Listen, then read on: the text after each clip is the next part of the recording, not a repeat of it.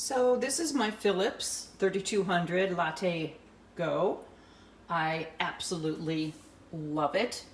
It is so easy to use. This is a latte macchiato. You can tell that there's lots of foam on top. I've stirred it, but it does show layers when you first make your coffee. It makes great regular coffee, and I am 100% pleased. It's not too big, fits perfectly on my counter. I've got some cute little cups to go with it. Those were Joy Jolt also, actually, I think. Very fun little cups, really great to use. But I love the 3200. I definitely recommend it.